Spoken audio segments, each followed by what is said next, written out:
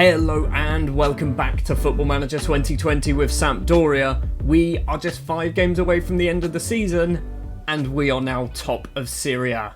Would you look at that? Top of the table. Everyone has played 33 games. We're on 72 points. Juve in second on 70. Lazio in third on 69. It is a 3-horse race and we right now are that horse in front of the race. Obviously, in between episodes, we have played one more match. We have beaten Udinese, Modric and Marius Wolf with the goals in this one. I think that might have been Luka Modric's first ever goal for us, wasn't it?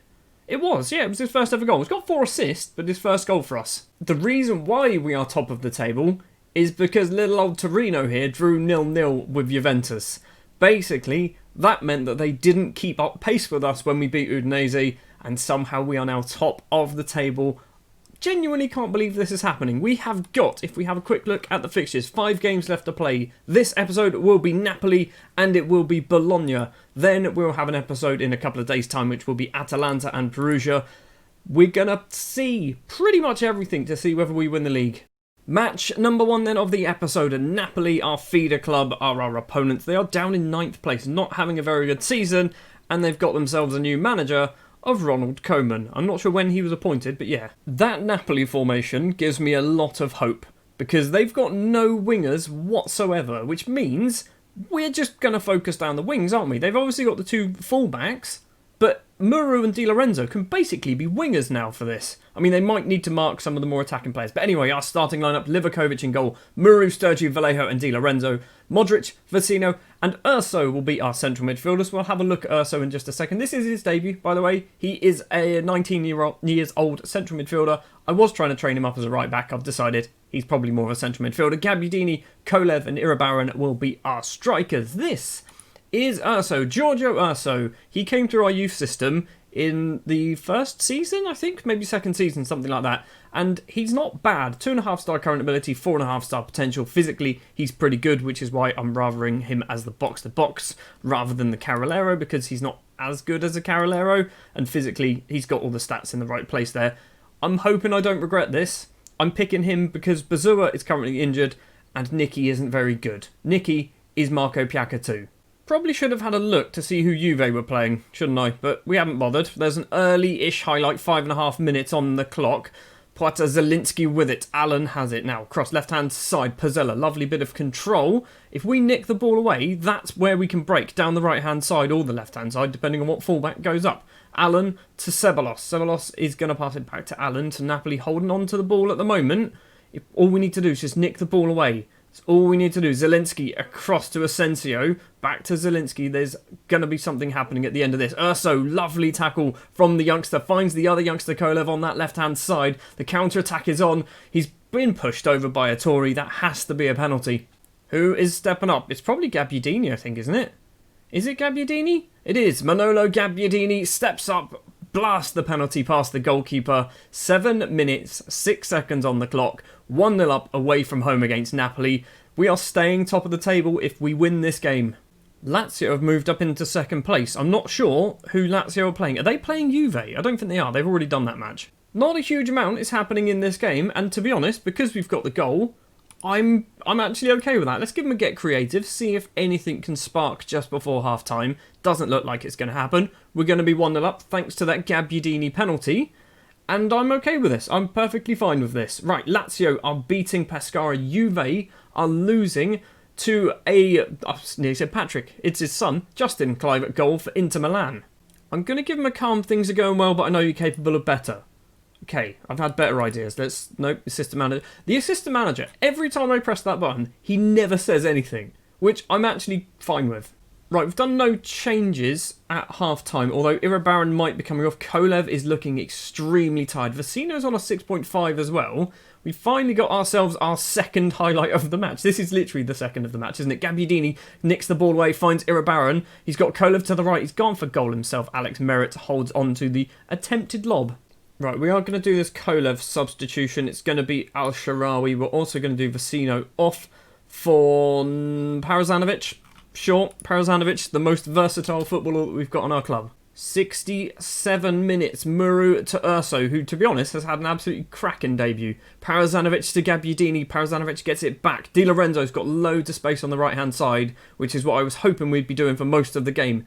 Di Lorenzo plays it in. Back post is Stephen Al-Sharawi. Gets his first goal for Sampdoria. It's taken so long. 67, 68 minutes on the clock. 2-0 up against Napoli away from home. This is 3 more points. 15 minutes left. Goal kick for Napoli on the left is Pazzella. Back to Tomiyasu, possibly. A Japanese central defender. Parazanovic and Vallejo passing between the pair of them. Di Lorenzo can run forward. Gabbiadini, why aren't you running down that wing? Di Lorenzo's going to keep going instead. Loses out to Lukic. Di Lorenzo, please nick it back. He doesn't manage to do it. Now Van der Beek and Zielinski can possibly make themselves available for Napoli. Lukic to Zielinski again. Lovely ball up that left-hand side. Di Lorenzo's closing him down. Pazzella backwards. Finds Lukic with some space. Zielinski again goes for a lovely curling effort. It's just wide of the goalkeeper's post. And it's going to stay 2-0. And we're going to do ourselves our final substitution. It's going to be Iribarren off. Jean Cordair coming on. He's still not scored for us, by the way. He's still not managed to do it. Maybe he can do it in this highlight. I was going to say match, but maybe the highlight. Urso doesn't manage to do too much with that effort. And now Lozano can run the ball clear for Napoli on the left-hand side. Goes for a weird placed effort. Livakovic makes a very comfortable save. Final 10 minutes. Ettori's throw to Lozano. He's going to get tackled. Bad pass. Urso doesn't manage to control it though. Highside can run towards the goal. And the fullback, the substitute fullback as well, hits it well over the bar. We are looking pretty good for our victory here, aren't we? Lazio will move into second place. I think Inter Milan are still beating Juve. Not the best throw for Murray. Gets it back though.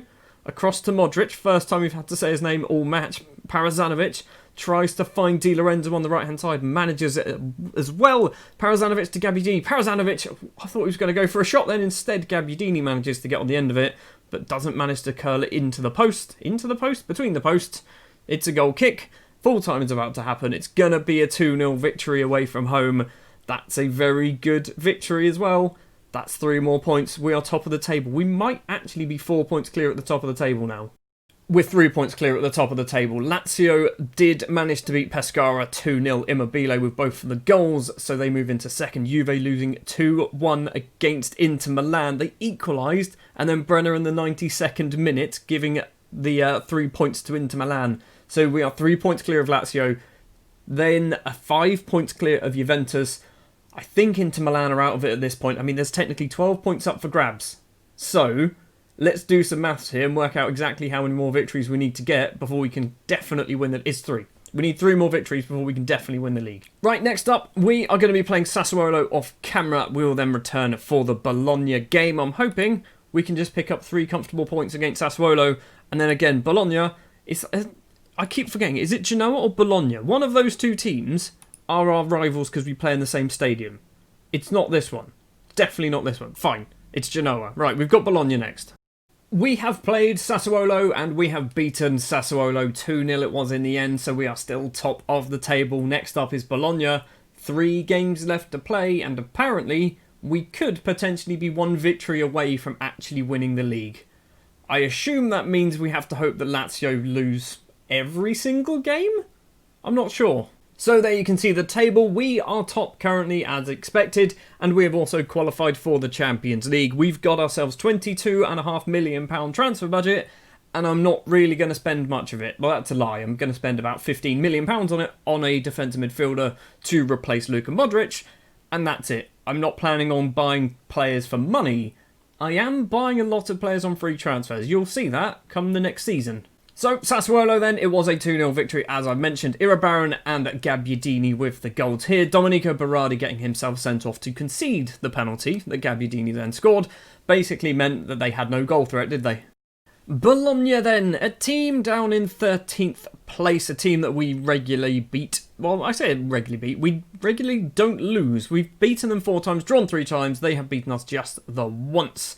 Other fixtures we need to keep an eye on. Lazio, Fiorentina, our feeder club, Napoli against Juventus. So, a victory will put us on to 81 points. If Lazio don't win, then we will win the league because they cannot physically finish ahead of us because they have never beaten us, if I'm not mistaken. Correct. And we have beaten them. So, we are technically just one win away from being champions of Serie A. If we lose and Lazio win, we will still be top of the table, but then it gets a little bit messy and a little bit complicated. The boys are back then. It is full strength Sampdoria against Bologna. In goal is going to be Livakovic. Muru, Sturgeon, Vallejo and Di Lorenzo will be the back four. Sturgeon missed the Sassuolo game because he was suspended, which meant Parazanovic actually played his first full match as a central defender. Modric, Vecino and Bazua in the middle of the pitch. Marius Wolf, Georgi Kolev and Gonzalo Iribarren are our strikers.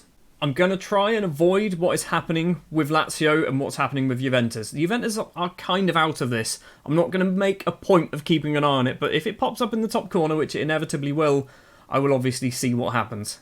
There is 10 minutes on the clock and we've got ourselves a highlight. It's a shocking throw from Di Lorenzo, and now Bologna possibly can come forward with the ball. They've gone back to Corbo, now Calabresi. Corbo back to Confetti in goal. This is the second time we've played Bologna on camera, isn't it?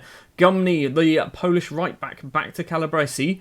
Forward, Vignato. Over the halfway line, Bazua steals the ball away. Modric picked up a yellow card within the first 2 minutes by the looks. Hold on, how soon was that yellow card? There's a highlight going on. 53 seconds it's taken. Vecino with a ridiculously long-range effort is just over the bar. First highlight then goes our way, but nothing really came of it. Second highlight might come our way as well. Muru. Forward to Iribarren, chests it down, back to Muru once again. Sturgeon to Muru, forward to Bazua.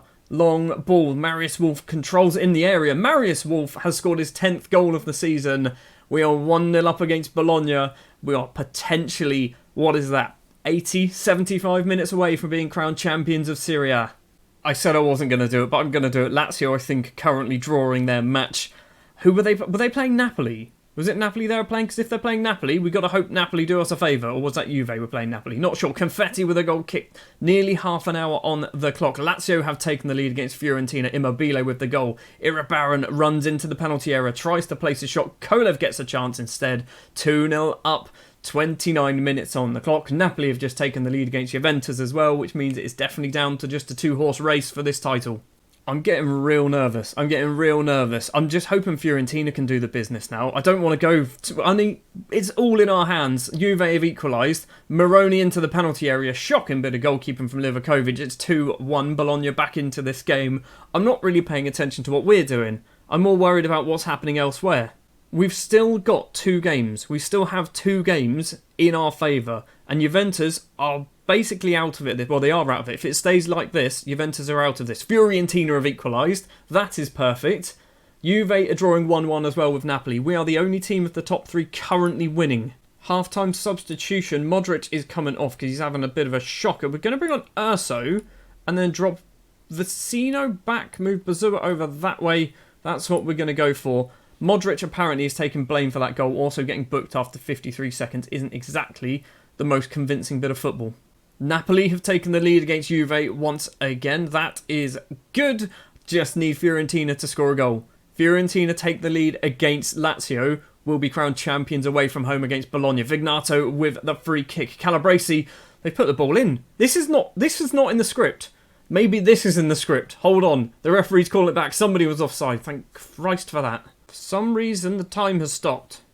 Why has the time stopped? What is going on? Why is the time stopped? Can we get it kick-started again, please? It says waiting for next highlight. Don't do this to me. I think the game is broke. It's just... Let's do that. Ah, there we go. Okay, we're good. Corner. Marius Wolf takes the corner. Sturgeon's there. Doesn't manage to get the header. Iribarren edge of the area. Across to Urso, the youngster. Across, once again, the central defender, Vallejo. We're going backwards. Sturgeon. Vallejo again. Just get it forward, please. There we go. Di Lorenzo on the right-hand side. Can he get his cross in? Bazua back to Di Lorenzo. What a pass that is. Iribarren's there. Kolev's there. Both players couldn't really get their shot away. We've got 15 minutes of normal time to play. We are going to do ourselves another substitution. No, we're not. Everyone seems to be doing all right. Everyone's doing all right. We're just going to stick with what we've got. Final 10 minutes. We're definitely going to do some changes now, just for time wasting. Iribarren off for Cordair. Cordair, I'm determined to score a goal, but I don't think it's going to happen. We're also going to do probably Kolev off for Al-Sharawi. Just looking at that league table now and hoping Fiorentina can score, because Lazio is still drawing. That is still a draw. Well, the full-time whistle goes here. Not the most exciting second half of football, but it's a 2-1 victory. Wolf and Kolev with the goals for us. What happened? What happened? We got what we wanted. Professional job well done. Right, what happened at Fiorentina? So it was 1-1. Lazio, Fiorentina was a 1-1 draw. Napoli and Juve was a 2-2 draw. Bernardeschi of all players to score both the goals. So we can possibly... What is that? They are 5 points behind us. 5 points behind us. A draw will win us the league against Atalanta. We can draw one more match and we will become champions of Serie A. Juve are out of this now. It's 2 horses. Sampdoria, Lazio. How are we doing this? How are Lazio doing this? Well, that means then 2 matches left to play. Atalanta and Perugia, 2 very winnable games. Definitely winnable games. As I said, 1 point. That's all we need. Just 1 further point from those final 2 matches and we will be crowned champions of Italy. And by the way, we haven't dropped a single point since the 4th of March. Over 2 months solid of football, we haven't dropped a single point. And not only that, we're doing all right defensively. Yes, we're conceding the odd goal here or there, and then a couple against Lazio and Inter Milan. But 2-0, 2-0, 2-0. A 1-0 there, 1-0, 2-0, 2-0. Lots of goals to nil. We don't concede a huge amount of goals. That's going to do it for this episode. Thank you very much for watching this episode of Football Manager 2020 with Sampdoria. We need just 1 more point. 1 more point and we'll be crowned champions of Italy for the first time in a very, very long time. It's Atalanta and Perugia in the next episode. If you did enjoy, do please remember to leave a like. If you want to see more, hit the subscribe button, that word, and I'll be back next time with the final 2 matches of Season 4 with Sampdoria. And I'm pretty sure we're going to be crowned champions of Italy. I'll see you next time.